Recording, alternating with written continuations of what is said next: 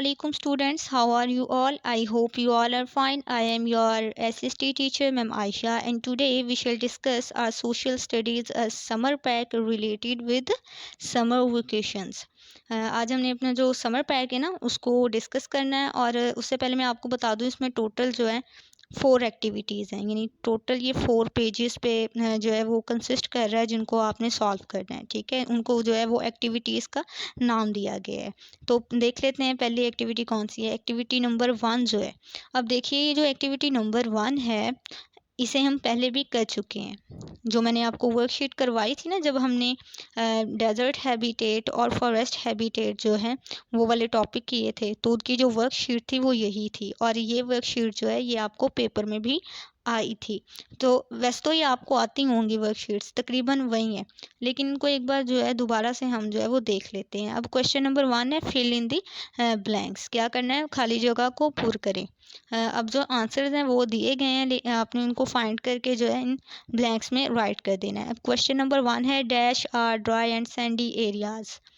वो कौन से एरियाज़ हैं जो कि खुश्क होते हैं, ड्राई होते हैं और सैंडी होते हैं, रेतीले इलाके कहते हैं ना। जो रेगिस्तान होते हैं वो खुश्क और सैंडी होता है। ठीक है, तो यहाँ पे आपने जो है वो इसका आंसर राइट कर देना है कि कौन से एरियाज़ जो हैं वो ड्राई या सैंडी ड्राई और सैंडी एरियाज़ होते हैं। उसके बाद क्वेश्चन नंबर 2 देखिए, dash are plants that grow in the deserts. वो कौन से प्लांट्स हैं जो कि ग्रो करते हैं डेजर्ट्स में। हमने पढ़ा भी था उनके जो वो प्लांट्स हैं उनके ऊपर कांटे मौजूद होते हैं। ठीक है, और उनके अंदर जो है वो पानी होता है, ये ग्रीन कलर के होते हैं। ठीक है, तो क्या उनका नेम क्या होता है वो आप यहाँ पे राइट कर दोगे। कैक्टसेस होता है उनका नेम, वो राइट कर दोगे। क्वेश्चन नंबर 3 है a forest grows where there is plenty of dash. अब ये देखिए ये जो क्वेश्चंस हैं ये आपको पेपर में भी आए थे। A forest grows where there is plenty of dash. हमने ये पढ़ा था ना कि जो जंगलात होते हैं वहाँ पे उगते हैं, वहाँ पे ग्रो करते हैं जहाँ पे पानी जो है उसकी ज़्यादा होती है। तो जहाँ पे पानी होता है वहाँ पे जो है जंगलात ग्रो करते हैं। तो अब यहाँ पे आप इसका आंसर क्या लिखोगे, आप forest grows where there is plenty of, किस चीज़ की प्लेनिटी होती है वो यहाँ पे आपने राइट कर देना है। अब क्वेश्चन नंबर 4 देखिए, a dash provides water shelter and food for the plants and animals. ये किसी हैबिटेट की बात हो रही है, एक हैबिटेट की बात हो रही है जिसके मुतालिक कहा जा रहा है कि वो प्रोवाइड करता है वाटर शेल्टर और फूड प्लांट्स को और एनिमल्स को। ठीक है, वो कौन सा हैबिटेट है वो आप यहाँ पे राइट कर दोगे। हमने फॉरेस्ट और डेजर्ट हैबिटेट पढ़ा है ना, उन दोनों में से कोई एक जो है जो कि प्रोवाइड करता है आप उसका नेम लिख दोगे। ठीक है, फिर क्वेश्चन नंबर 5 देखिए, the dash is known to go without water for 6 weeks. ये एक एनिमल की बात हो रही है जो कि 6 हफ्ते तक बिना पानी के ज़िंदा रह सकता है। उसको हम कहते हैं कि ये जो है ये सहरा का जहाज़ है। रेगिस्तान में ये जो है रहता है और हम इसको कहते हैं कि ये सहरा का जहाज़ है। आपने उसका जो है वो नेम राइट कर देना है। अब क्वेश्चन नंबर 2 देखिए, right 2 features of forest habitat. क्या करना है, फॉरेस्ट हैबिटेट जो है ना उसके कोई से 2 फीचर्स जो हैं आपने यहाँ पे राइट कर देने हैं। और ये जो क्वेश्चन है ये क्वेश्चन आपके पेपर में भी आया था। आपने बल्कि इसके जो फीचर्स हैं वो राइट भी किए थे ज़्यादातर स्टूडेंट्स ने। अब क्या थे फीचर्स हमने जो पढ़े थे, एक तो ये था कि ये जो फॉरेस्ट है, forest grows where there is plenty of water, वहाँ उगता है जहाँ पे वहाँ पे ग्रो करता है जहाँ पे पानी की ज़्यादती होती है। और उसके बाद ये पढ़ा था कि यहाँ पे बहुत सी बुशेस वगैरह हैं वो ग्रो करती हैं। ठीक है, यहाँ बहुत से एनिमल्स होते हैं। उसके बाद हमने ये पढ़ा था कि ये प्रोवाइड करता है वाटर शेल्टर और फूड यहाँ के एनिमल्स को। अब ये तो हमारी एक्टिविटी नंबर 1 हो गई और ये इजी भी थी, हमारी पिछली ही वर्कशीट में से आ गया ये। अब हम एक्टिविटी नंबर 2 देखते हैं। अब एक्टिविटी नंबर 2 देखिए क्या है, activity number 2 fill in the blanks. अब ये देखिए ये भी वही वर्कशीट आ गई जो मैंने आपको करवाई थी। हमने जब ओशन हैबिटेट पढ़ा था ना तो ये ओशन हैबिटेट की जो है ये वर्कशीट थी। और ये जो है इसमें से बहुत ज़्यादा जो है आपके पेपर में भी आया था। अब देखिए क्वेश्चन है first, dash of the earth is covered by oceans. ठीक है, कितने परसेंट हमारी जो ज़मीन है उसका कवर है ओशन से, समुद्रों से। हम बार बार पढ़ के आए हैं, जो हमारा फर्स्ट चैप्टर था पहले दिन जो मैंने आपको पढ़ाया था the earth as a living planet, उसमें भी बताया गया था कि कितने परसेंट जो है हमारी ज़मीन का वो कंसिस्ट कर रहा है वाटर पे और कितने परसेंट जो है वो लैंड पे। ठीक है, तो ये आपको आता होगा कि कितने परसेंट जो है हमारी ज़मीन का वो कंसिस्ट है, कवर्ड है ओशंस से। अब सेकंड क्वेश्चन देखिए, ocean is a large body of dash water. Ocean जो है वो एक बहुत बड़ी जिसामत है पानी की, लेकिन किस पानी की? हमने दो चीज़ें पढ़ी थी, एक ओशन से रिलेटेड पढ़ी थी और एक हमने पढ़ी थी रिवर से रिलेटेड। ओशन से रिलेटेड हमने पढ़ा था कि जो ओशन का पानी होता है, ठीक है, वो होता है खारा, जबकि जो रिवर होती है उसका पानी होता है मीठा। तो अब इनमें ये डिफरेंस हो गया। ठीक है, तो आप इसमें जो वो इजीली राइट कर सकते हो कि ओशन जो है उसमें जो है वो कौन से पानी से मिलके बना है। अब क्वेश्चन नंबर 3 देखिए, the animals that live in the ocean are called dash animals.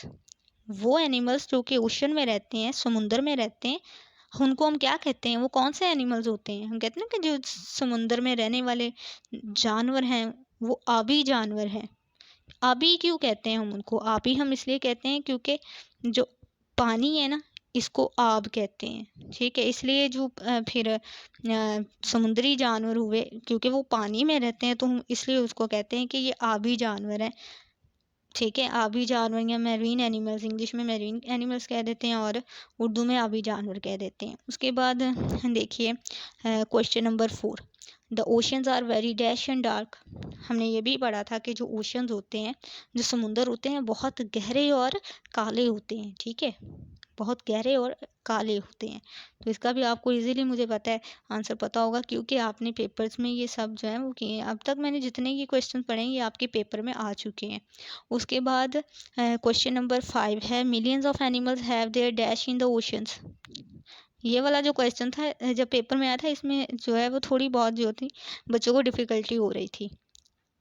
तो अब जो है वो आपको पता चल जाना चाहिए कि किसके मुतालिक बात हो रही है। Millions of animals have their dash in the oceans, क्या रखते हैं? ठीक है, हमने पढ़ा ना, ocean habitat, forest habitat, desert habitat, क्या रखते हैं? हैबिटेट के मुतालिक पढ़ रहे हैं ना, तो फिर वो हैबिटेट ही रखते हैं। Millions of animals have there habitats in the oceans. फिर क्वेश्चन नंबर 6 देखिए, इन the ocean animals live in the dash area. जो ओशन है, जो समुंदर हैं, उनमें जो एनिमल्स होते हैं कौन से एरिया में रहते हैं? हमने कहा है ना कि जो हमने पढ़ा था कि जो समुंदर होता है ना, उसकी जो ज़मीन होती है वो पथरीली होती है, रॉकी होती है। तो यहाँ पे अब बताएं फिर जो एनिमल्स हैं वो कौन से एरियाज़ में रहते होंगे? ठीक है, कौन से एरिया में रहते होंगे, आपको इजीली जो है वो पता चल जाएगा। उसके बाद है question number 7, the smaller fish hide in the holes and dash of Rocky areas. ठीक है, समुंदर के जो एरियाज हैं वो रॉकी हैं, तो उनमें जो है होल्स मौजूद हैं, क्रैक्स मौजूद हैं। ठीक है, सुराख हैं और दरारें मौजूद हैं। तो वो कह रहे हैं कि जो स्मॉलर फिश हैं वो अपने आप को हाइड कर लेती हैं होल्स में और डैश में, रॉकी एरियाज़ के, जो रॉकी एरियाज़ के बने हुए हैं ना होल्स और क्रैक्स, उनमें अपने आप को हाइड कर लेती हैं बड़ी मछलियों से बचने के लिए। ये सारे क्वेश्चन आप लोगों को पेपर में आए थे। उसके बाद है question number 8, the bigger fish eat the dash fish. ये तो बहुत ही ईजी है, जो बड़ी मछली है वो किसको खाती हैं? छोटी मछलियों को।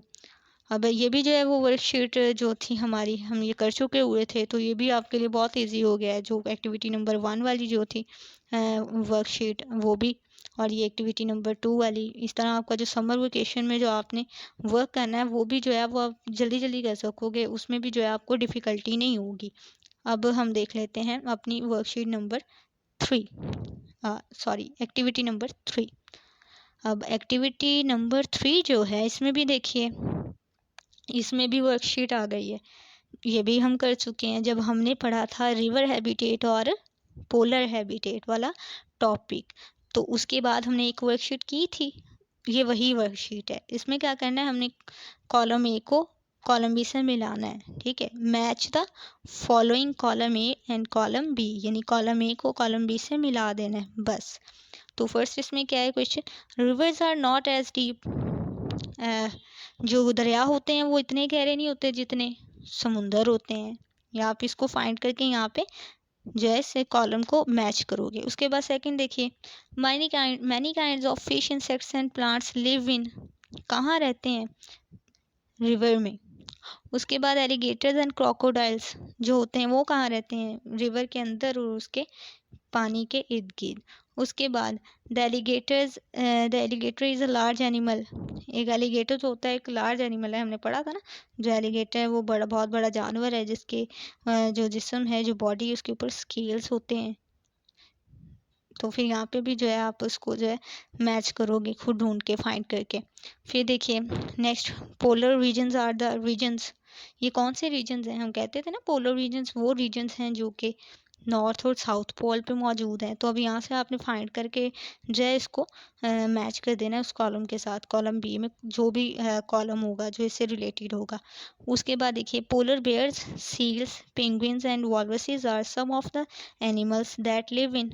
कहाँ रहते हैं ये, हमने कहा था ना कि जो पोलर रीजन्स होते हैं वहाँ पे बहुत ज़्यादा सर्दी होती है, तो ये सर्दी बहुत ज़्यादा सर्दी में रहते हैं। अब इसमें भी आपने जो है इससे रिलेटेड उसको मैच करके लगा देना है। फिर देखिए the body of the polar bear is covered with. जो पोलर बेयर उसकी बॉडी जो है वो किससे कवर होती है, हमने पढ़ा था जब इसके मुतालिक हमने पढ़ा था कि जो बेयर होता है उसकी जो जिस्म है, उसकी जो बॉडी है, उसके ऊपर एक मोटी सी जो है वो लेयर होती है, फैट की होती है, फिर उसके ऊपर जो है फर मौजूद होती है। तो अब आपने क्या करना है, यहाँ से उसको फाइंड करके जो है ना कॉलम बी के साथ मिला देना है। फिर अब लास्ट वन देखिए, polar bear diet consist of. अब जो पोलर बेयर है इसकी डाइट किस पे कंसिस्ट होती है, हमने ये भी पढ़ा था ना कि ये मछलियों को भी खा लेता है, वॉलरसेस को भी खा लेता है, सील्स को भी खा लेता है, ठीक है, और जो दूसरे प्लांट्स वगैरह होते हैं उनको भी खा लेता है। तो अभी इसका जो है इसका भी आपने जो है वो फाइंड करके कॉलम बी के साथ कॉलम मैच कर देना है। अब ये भी इजी है, ये भी हो जाएगा। अब हम एक्टिविटी नंबर 4 देख लेते हैं। अब ये जो एक्टिविटी नंबर 4 है ये हमारी लास्ट एक्टिविटी है। ये जो थी सारी वर्कशीट ही थी, तो ये तो आपके लिए बहुत ही इजी हो गया है। अब क्या है, answer the following questions, write in your own words, students may take help from text book page number 10। अब उसने देखें आपको ये कहा है कि अपने अल्फाज में लिखिए, और सिर्फ अपने अल्फाज में नहीं लिखें बल्कि आप अगर चाहें तो टेक्स्ट बुक जो है उसका पेज नंबर 10 वहाँ से भी ले सकते हैं हेल्प। अब क्वेश्चन नंबर 1 देखिए, how does a forest fire affect habitats. अब ये जो है एक्टिविटी नंबर 4 ये भी हमारी वर्कशीट है जो मैंने आपको वर्कशीट करवाई थी ना, चेंजेस इन हैबिटेट्स वाली, ये उससे रिलेटेड है। हमने पढ़ा था कि फॉरेस्ट फायर की वजह से जो चेंजेस होते हैं, फिर फ्लड्स की वजह से और ड्राफ्ट की वजह से जो चेंजेस होते हैं उनके मुतालिक हमने पढ़ा था ना, और फिर इनकी वर्कशीट भी की थी, ये वही वर्कशीट है। अब क्वेश्चन नंबर 1 है, how does a forest fire affect habitats. हमने क्या बताना है कि जो फॉरेस्ट फायर है वो किस तरह से हैबिटेट्स को अफेक्ट करती है। हमने पढ़ा था ना कि इसका क्या क्या जो है वो असरात पड़ते हैं। एक तो ये कि जो जानवर हैं, ठीक है, उनके जो घर हैं वो तबाह हो जाते हैं, उनके हैबिटेट को ये तबाह कर देती है। हैबिटेट तबाह होने की वजह से क्या होता है, फूड, शेल्टर और वाटर जो है वो उनको प्रोवाइड नहीं होता। उसकी वजह से उन्हें दूसरी जो हैबिटेट्स हैं, सूटेबल हैबिटेट्स हैं, वो फाइंड करना पड़ती हैं, उनकी तरफ जाना पड़ता है। लेकिन जब उनको फिर सूटेबल हैबिटेट्स नहीं मिलती जहाँ पे उनको जो है ये फूड, वाटर और शेल्टर प्रोवाइड हो, तो क्या होता है, वो एनिमल्स मर जाते हैं। ये क्या था, ये इसका अफेक्ट था। उसके बाद सेकंड देखिए, how does floods affect habitats, कि जो फ्लड्स हैं वो किस तरह से अफेक्ट करते हैं हैबिटेट्स को।